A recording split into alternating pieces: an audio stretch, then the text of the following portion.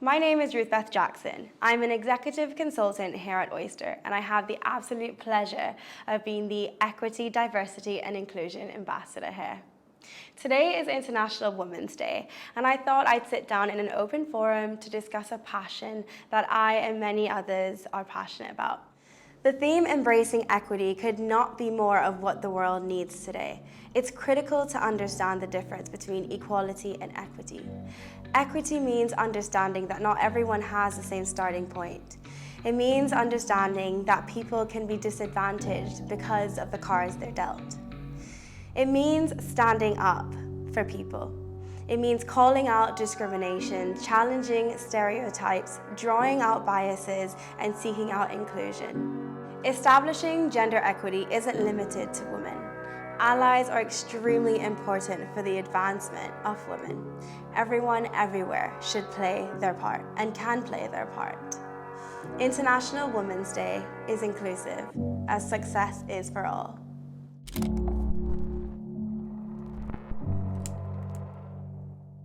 Wow, you look beautiful, darling. Thank you so much. I wanted to ask your thoughts on some questions that go through my and many other heads. Great, love that. Equality is the goal. Equity is how we get there. So, why are equal opportunities not enough? Should I take this one? Sure. Roll with it, yeah. I think equal opportunities is a very used phrase in this time, and I think a lot of companies talk about how they have equal opportunities for all. You know, they say they welcome people from all backgrounds, all walks of life. And I think where companies don't do so well and they forget is about understanding the journey that someone has to go on to get to those equal opportunities. And I think that's where equity comes in, and understanding that, albeit we might all have the chance to get the opportunity, we don't all start from the same place. So it's about how can we as a business, and as a leadership team, ensure that anyone who comes here or wants to come here has a fair shot. And be that, understanding that some people might be parents or carers. So offering times to interview around that, or understanding someone's accessibility needs, or understanding if someone has a neurodiversity, anything like that. Just understanding that, especially, someone who has ADHD and suffers from mild dyslexia, sometimes things like big covering letters and big application forms are such hindrances to people applying for roles. But there's no need, unless you're, going to be a surgeon or a lawyer. A role like recruitment especially, there's absolutely no need to require someone to have a first-class honours degree and to have written a cover letter of 6 pages to explain why they want the role. You're just putting up barriers, and I think that's the thing of equity, and understanding how having that process fair leads everyone to have equal opportunities, if that makes sense. That makes complete sense. That's so true. I mean, I, for one, can hold my hand up and say that I have had many equitable opportunities. I've been able to start late or finish early, minimal questions asked. If there's a reason, it's just like, okay, if you need that time, take that time. And I feel like other consultants here have had the same experience as me. It's helped within my role, having had all of these opportunities. And as consultants who work really hard, our jobs are more enjoyable because of these opportunities. I know this has a knock-on effect within the business. So how have you found these opportunities to be beneficial, but from a business standpoint? Well, I think some of the examples you just used there in terms of start time, finish time. I mean, being honest, the old Oyster probably would have not been frowned upon. Probably would have been frowned upon. And I think as the business has evolved, as the leadership team has become stronger in what they do, leading and managing, we've been able to afford the flexibility and being equitable towards people, because in essence, I think if we hadn't, it would have only hindered our growth and progression as a business. And I think if you give people more autonomy and responsibility over, their actions or their life or their work, then actually in essence they'll probably work harder and deliver the results that you need them to follow anyway. So I think it's worked in our favour over the last few years, definitely. Yeah, I totally agree. I mean, I've been here for 6 years, and I can honestly say that I'm proud of who we are, I'm proud of who we've become, I'm proud of how open we are, and many other roles within other businesses, they're not often like this. Oftentimes it's more harder to be inclusive or to find somewhere that has equity all covered. How have you managed to maintain this environment of productivity and inclusivity, and how has it continued to evolve in this way? I think looking back at the history of Oyster, or certainly since I've been here, we've always been diverse. We've always made sure that we didn't have a type that we hired. What we've had to go on recently is a journey of understanding that that's only one part of the puzzle, if you like. I think the ED&I phrase is thrown around so much, and people tend to use the terms as quite interchangeable, but they are very, very different things.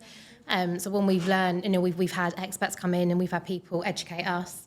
So when we are thinking about having a diverse workforce, that's great, but actually how included do they feel? When we think about making sure that we've got an equitable recruitment process, that's also great, but if that's going to lead to a diverse workforce, what does that then mean? So I think we've had to really educate ourselves on what our staff want, but actually our staff is also growing up. What does that mean? What does that sort of mean that we then want to look at? So I think we've been very open to taking advice. We're not perfect. We're not suggesting we are perfect.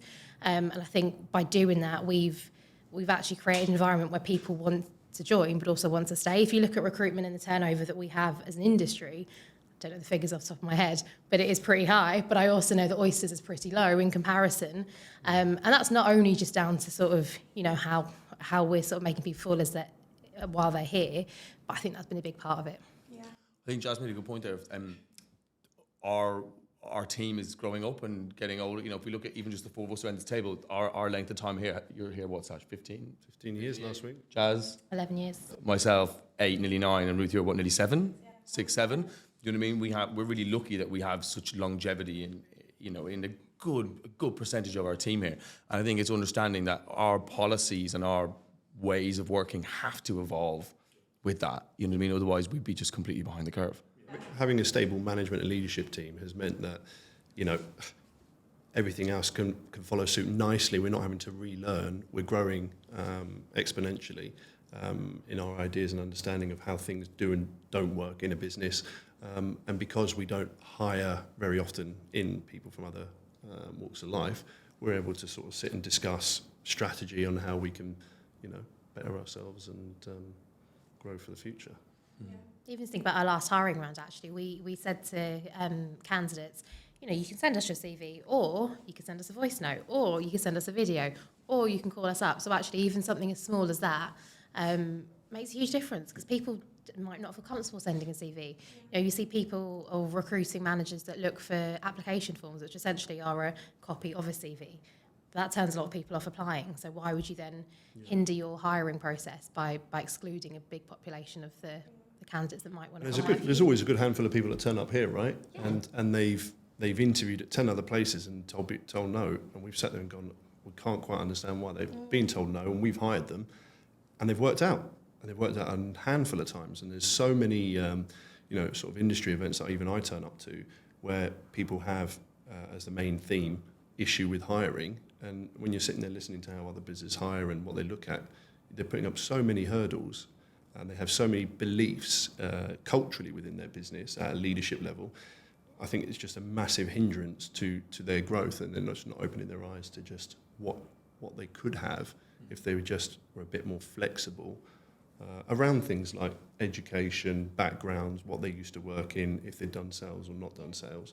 Because recruitment can ultimately be just taught to anyone, and confidence builds up over time. And, we have people turn up and not necessarily, able to do the job in the first couple of months, but because they listen and they've got that, belief and they've got good reason to want to work, we've taught them the rest and they've been successful. Yeah.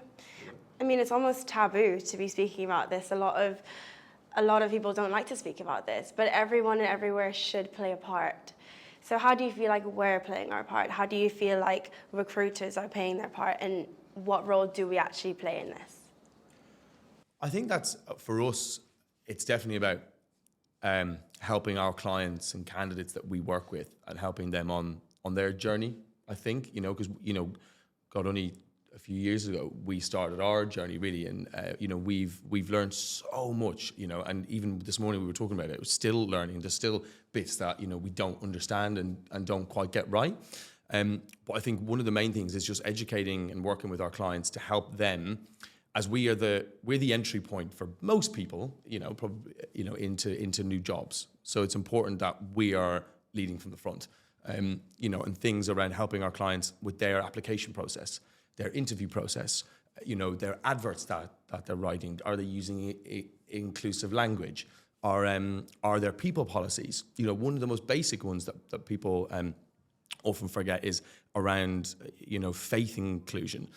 A lot of our clients will talk about how they give an extra 3 days at Christmas time, which is fantastic. But if you don't celebrate Christmas and that's not the religion or the faith that you believe in, what use is that to you? So helping companies say, well, why don't you have those 3 days as sort of floating leave days throughout the year that you can use for Ramadan or for Christmas or whatever it is that you might believe in, and just helping them create those environments where equity and inclusivity is kind of right in the middle. Yeah.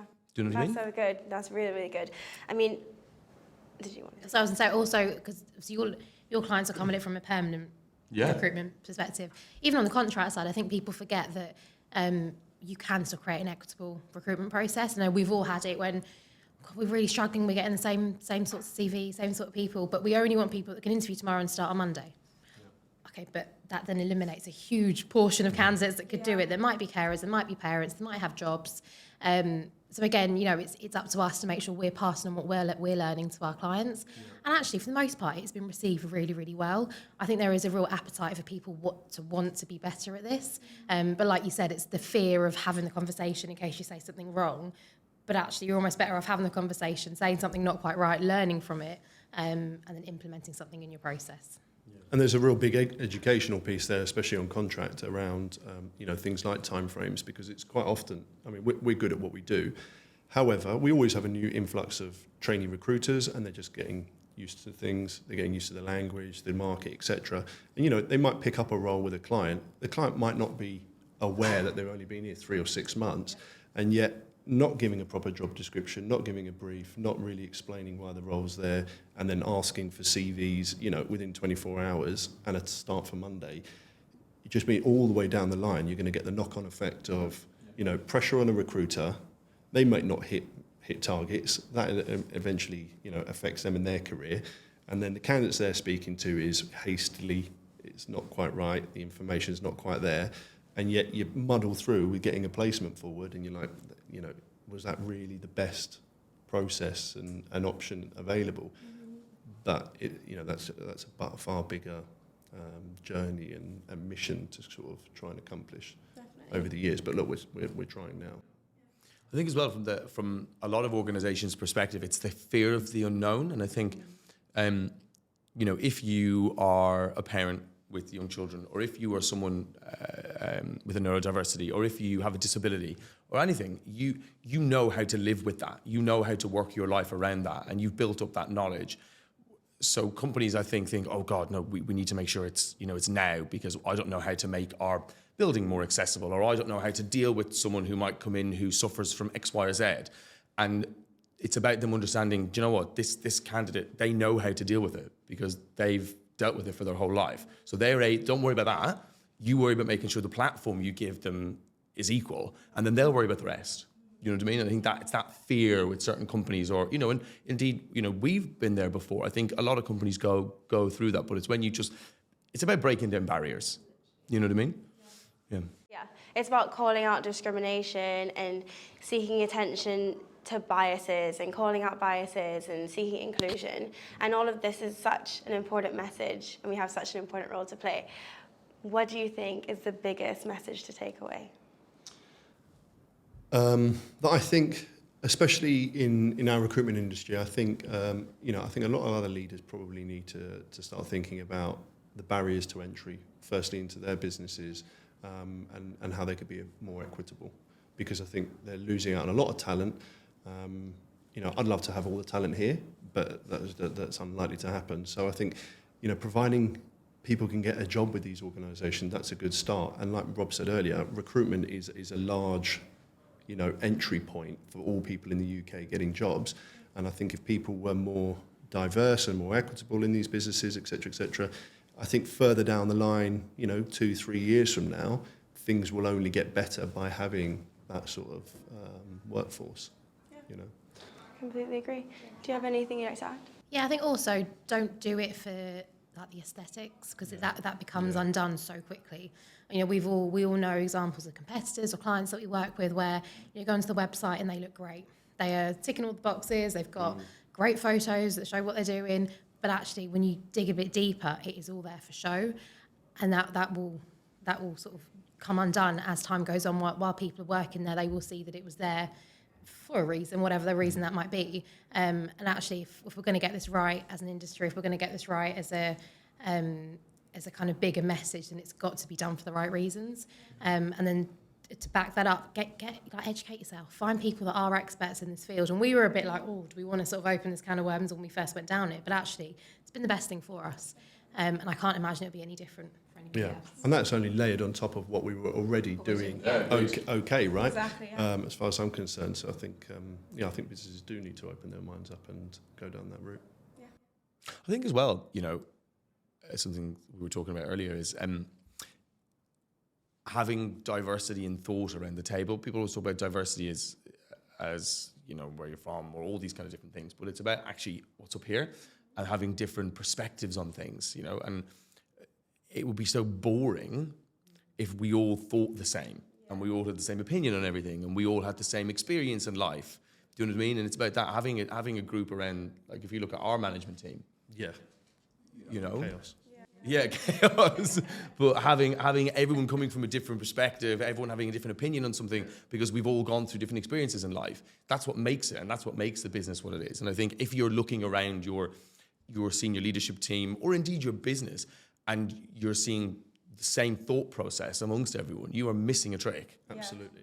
And luckily, we've been fortunate enough where, without tooting my own horn, I've had phone calls in the last 6 to 12 months from staff that have left here who have openly and honestly gone, all the other businesses I've been to is nothing quite like the culture and the vibe and the work ethic that we've had here at Oyster.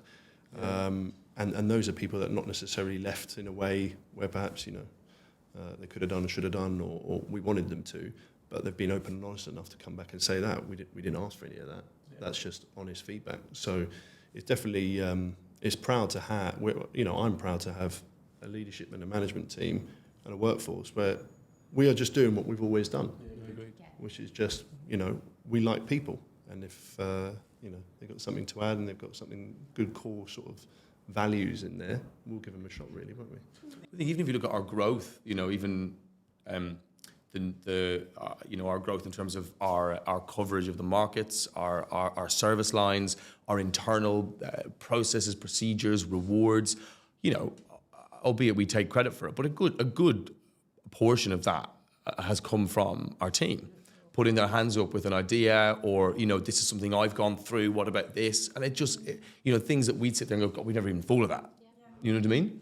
And we give that opportunity to everyone, right? Yeah, I mean, not every week, but we do bring it up, If everyone's got a good idea, if everyone's got a good idea, they need to feel comfortable in bringing that up. Yeah. And at the end of the day, we run with some ideas, they work, they don't work, but you don't know until you try. Definitely.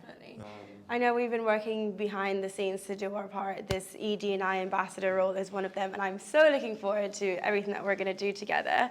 But I know that we're also doing other things. So is there anything in particular that you would like to speak about that we're encouraging equity across the markets that we serve? Yeah, so I guess one thing we've been speaking about more recently is a survey to our markets. Now, there are lots of surveys that go out to lots of markets, and often they just collect data. There's no kind of, there's no purpose, but there's no end goal, there's no follow-up. It's just a list of, right, well, here is, the salary for this role in this area. Here is what this industry looks like as far as demographics. What we're hoping to achieve from this, and what we will achieve from this, is looking at the markets that we cover, looking at the demographics within it, but more importantly, how these demographics feel. How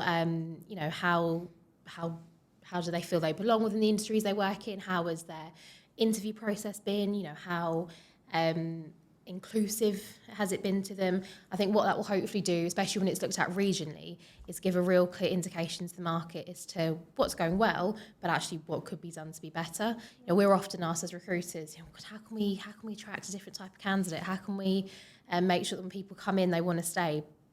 And we can sort of come up with an answer, but what this will do is give it a lot of data behind it and validate that, I imagine, what we already think. Wow, that's really cool. Yeah. And a lot of it, interestingly, we're talking about obviously embracing equity. A lot of the belonging survey is about the person's journey to where they are. Do you know what I mean? We obviously talk about their current employment and stuff like that, but it's how you got there, how was the process, what worked, what didn't work.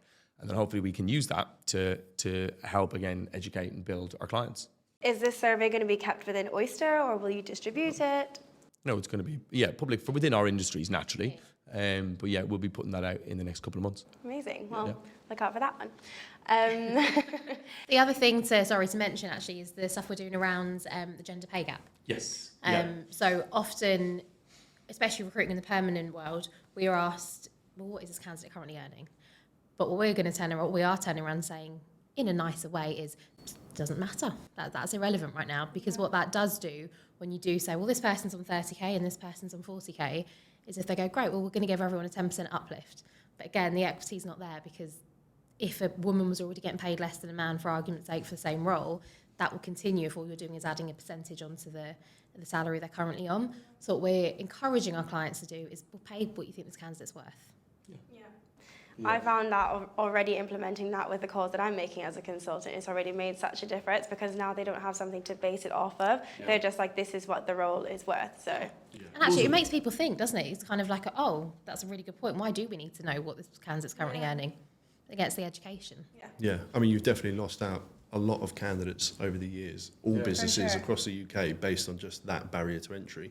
I'm not going to interview that person based on that, that salary.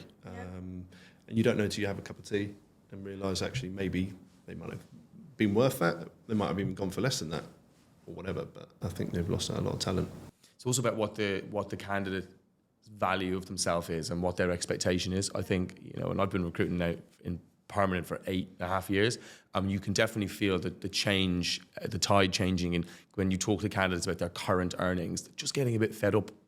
Yeah, okay. And while it's helpful for us to know that, to understand where to benchmark things for them, we do not divulge that information any further, because it really is none of a prospective employer's business. And I'll give you an interesting one. We had, a couple of years ago, I'll never forget this, a client who was no longer a client for the reason I'm about to explain, asked us to confirm using a P60, or a P45, of the prospective person we were putting forward, to confirm their salary at their previous role to warrant the money they wanted.